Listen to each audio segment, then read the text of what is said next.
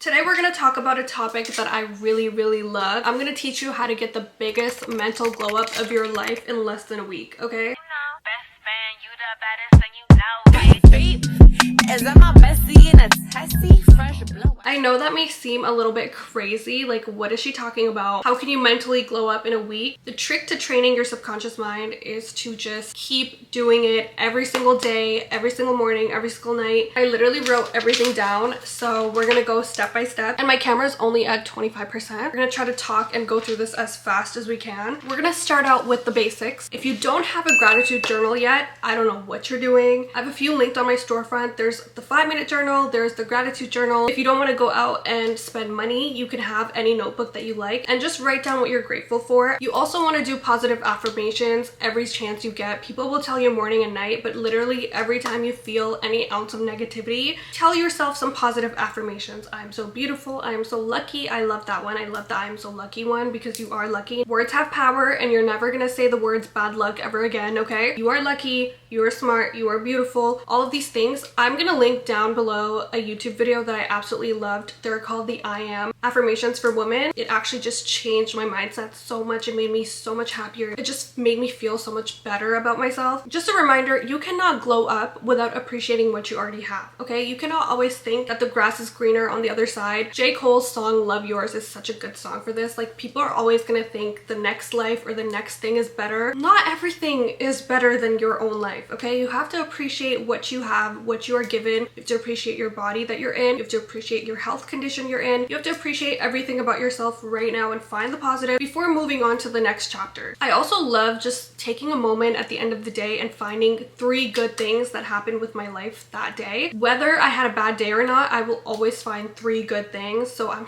always in this positive. This will actually raise your inner vibration so much. Like, you will not recognize yourself in a week if you do this every single day. Law of attraction, if you are in a positive mindset and your vibration is really high, that's what you'll attract, and you'll just start attracting better things. But if you stay in this negativity field, you're just gonna stay there forever. So if you're constantly dwelling, you're gonna be in this lower vibration and you're not gonna go anywhere. Make sure that you are always in this positive state of mind and you're always grateful for what you do have so that you can move on in the future and get more. Number 2, this kind of goes hand in hand with the first thing. Always find the positives in negatives. For example, if you think your body's ugly and you're like, oh, my body's so ugly, your body may not be what you desire it to be, but the fact that it functions, the fact that you're alive, the fact that you're breathing, the fact that your heart is working so hard to beat every day so you can breathe, these are things that we take for granted. And yeah, your body might not be the best in your head. However, the fact that it's a functioning body that you woke up in today, it's not a lot of privilege that people have. So you have to turn every negative into positive. I used to be this person that used to say I hate school all the time. The fact that as a woman, I was able to go to school for free in high school, are you kidding me? That is the biggest privilege that anyone could have. You know how many women wish they could go to school?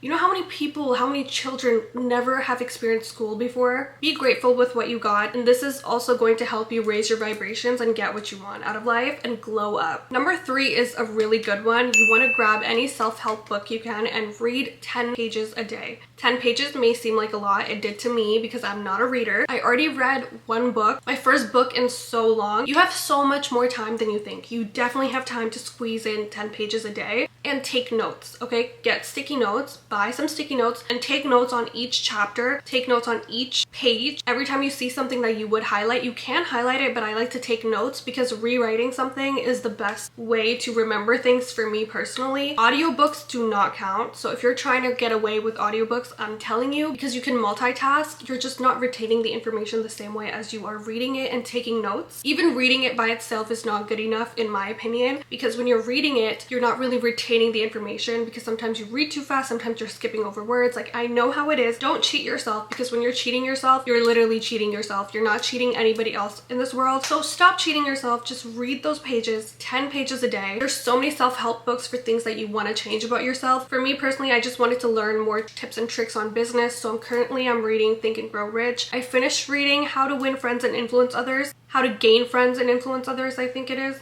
I don't know why I keep thinking it's win friends. It's one or the other.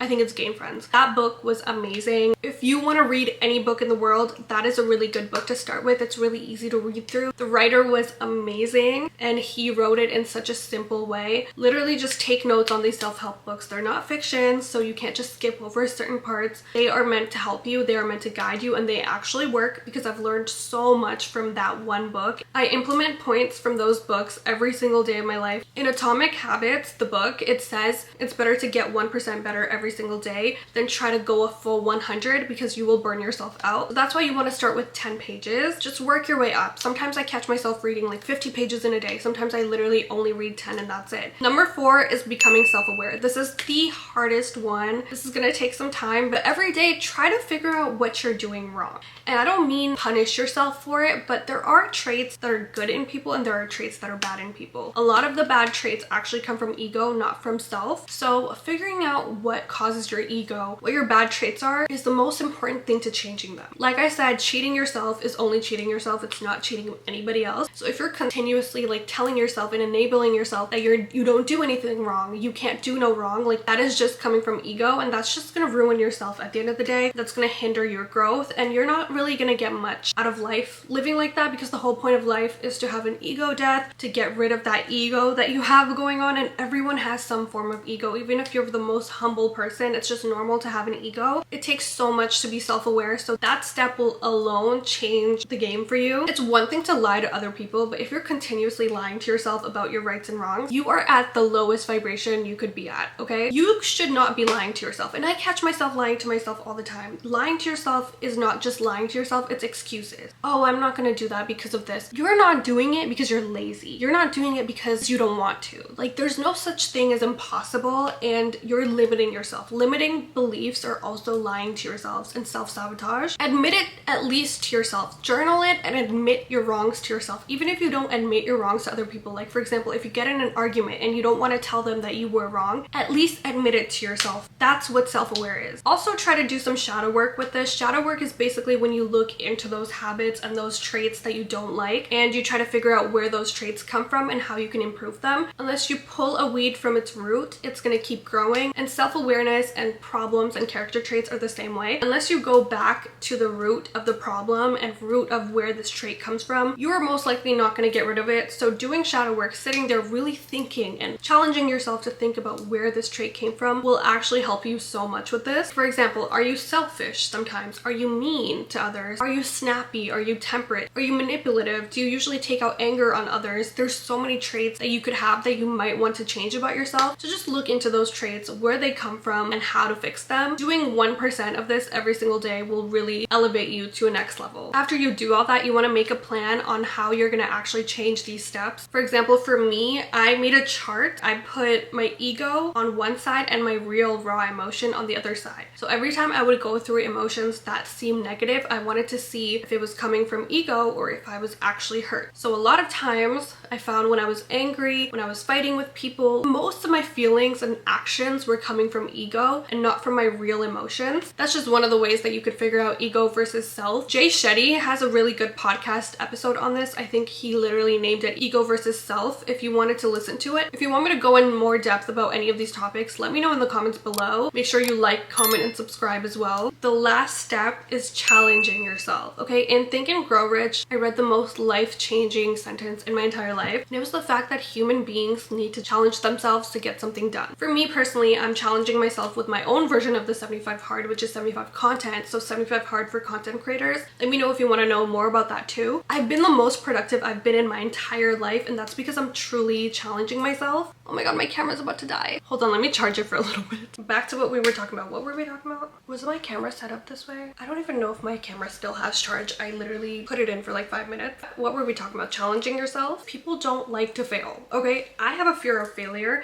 I'm pretty sure everyone on this planet has a fear of failure. No one likes to fail. By challenging yourself, you are more likely to follow through with habits and things that you were wanting to do versus just telling yourself, you know what, why not?